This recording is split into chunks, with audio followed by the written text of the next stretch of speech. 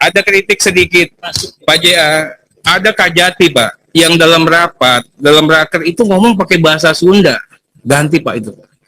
Kita ini Indonesia, Pak. Jadi orang takut kalau ngomong pakai bahasa Sunda, ntar orang takut, Pak, ngomong apa dan sebagainya itu, Pak. Ya, kami mohon sekali yang seperti ini dilakukan penindakan tegas. Ya. Hieronymus di NTT, dia ini, Pak, diperas sama jaksa yang namanya Kasidik Kajati NTT. Ini yang Yulianto ribut. Nanti saya buktikan faktanya. Ya, dia selalu diancam untuk diberikan surat panggilan. Sudah nyetor 100 juta itu 20 kali.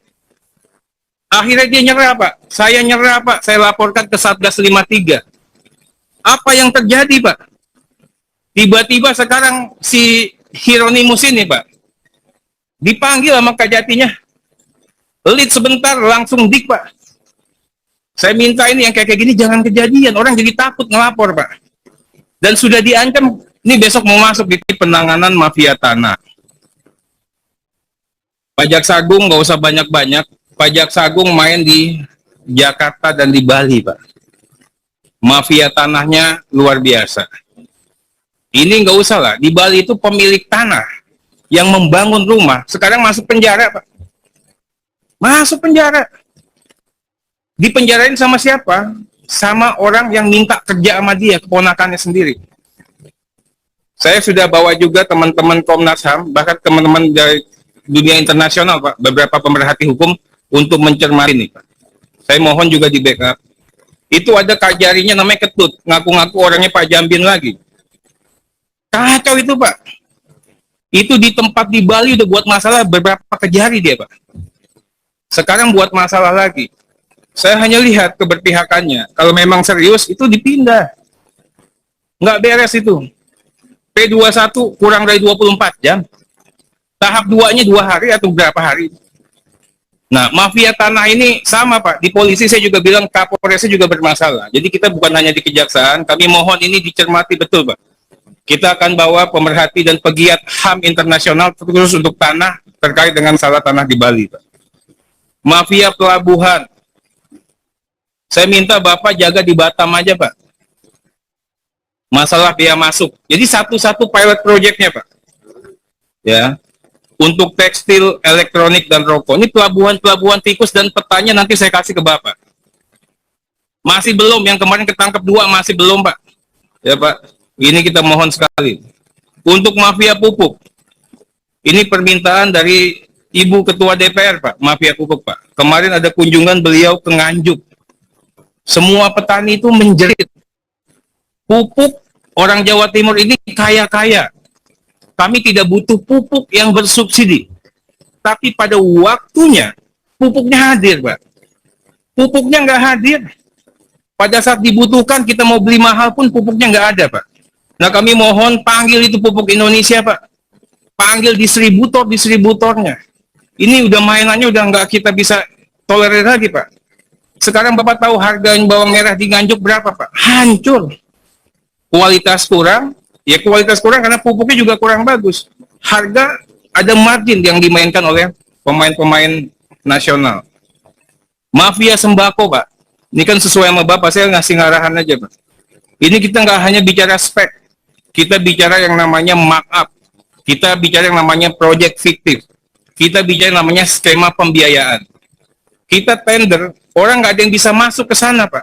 Karena persyaratannya tidak memungkinkan bagi beberapa orang, Pak. Sehingga yang masuk dia sendiri.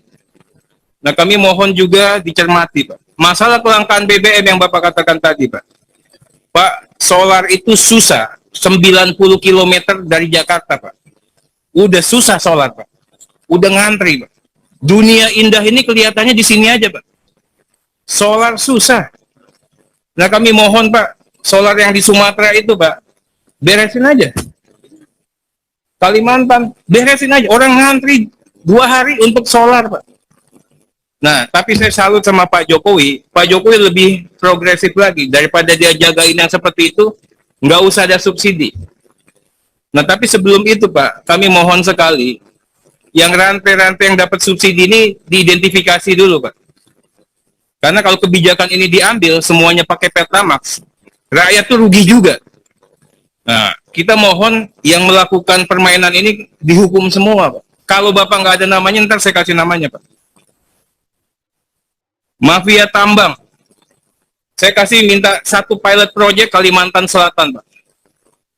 Ini carut-marut. Yang namanya kawasan hutan, yang namanya kawasan kebun, yang namanya alih fungsi lahan ini nggak ada. Berantakan semua lah. Kita punya BPN juga seperti itu. Kami mohon ESDM, BPN, KLHK, Pertanian, dan Pemda di sana dipanggilin semua, Pak. Nanti kita akan kasih tahu di mana letak permasalahannya. Ini bukan isunya sederhana tumpang tindih lahan, nggak ada, Pak. Ini isunya udah isu nasionalisme, Pak. Bagaimana rampok atas nama merah putih. Rampok atas nama merah putih. Ini udah konyol semua, Pak. Berikut yang dikatakan sahabat saya, Satgas 53. Arahan Pak Jokowi, Pak. Bapak ini membentuk setelah diberikan arahan oleh Pak Presiden pada Raker tahun 2020. Pak Presiden minta agar pengawasan dan penegakan disiplin internal jaksa itu diperkuat. Kenapa? Karena Korps Adiaksa dianggap sebagai wajah penegakan hukum Indonesia, Pak, di mata dunia internasional. Artinya dunia internasional melihat jaksa itu udah bagus, Pak, di zamannya Pak Jaksa Agung. Betul, Pak. Ini pengakuan internasional itu. Nah, Satgas bertujuan mengoptimalkan pengawasan internal, pencegahan, melakukan deteksi dini terhadap oknum jaksa. Tapi saya minta, Pak, ini akan tidak efektif. Kenapa? Karena pelapornya tidak dilindungi, Pak.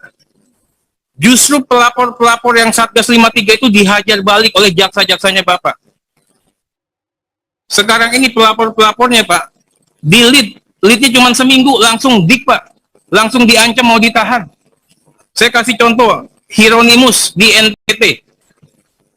Dia ini, Pak, diperas sama jaksa yang namanya Kundrat Mantolas, Kasidik Kajati NTT. Ini yang Yulianto ribut. Nanti saya buktikan faktanya.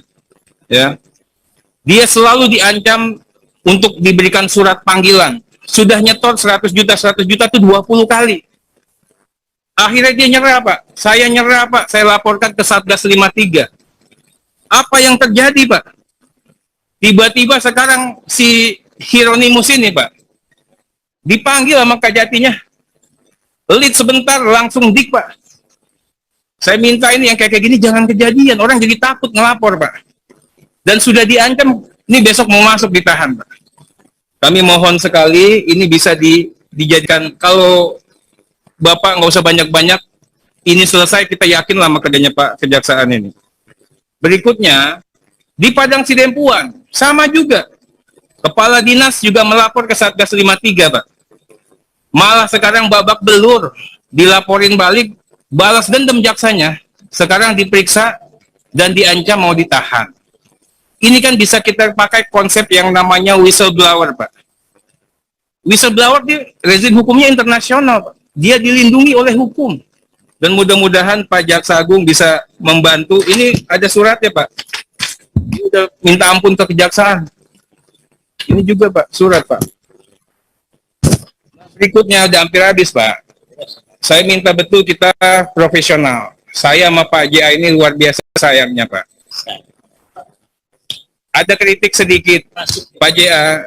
Ada Kajati, Pak, yang dalam rapat, dalam raker itu ngomong pakai bahasa Sunda. Ganti, Pak, itu. Kita ini Indonesia, Pak. Jadi orang takut kalau ngomong pakai bahasa Sunda, ntar orang takut, Pak, ngomong apa dan sebagainya itu, Pak. Ya, kami mohon sekali yang seperti ini dilakukan penindakan tegas, ya. Ya. Nah, Sahaya tetel. Terakhir Pak Jaksa Agung, terakhir Paling jujur tentang tetel. Pak Jaksa Agung ini terakhir. Saya minta betul Pak Kapus Penkum. Pak Kapus Penkum ini Pak Kapus Pen ada pasal 8A yang diberikan DPR kepada Jaksa Agung dan institusi kejaksaan. Apa itu? Dalam menjalankan tugas dan wewenang, jaksa beserta anggota keluarganya, Pak, berhak mendapatkan perlindungan negara dari ancaman yang membahayakan diri, membahayakan jiwa, membahayakan harta benda. Ini hadiah, ini sekaligus juga pemberian DPR, ini tolong diumumkan kepada publik, Pak. Kami juga mohon sekali, ini bukan hal yang gratisan, kita minta Diaksa, Adiaksa, bisa tahu dan bisa berbuat sebagaimana tagline kita Satya Adi Wicaksana. Sekali lagi terima kasih. Wassalamualaikum warahmatullahi wabarakatuh.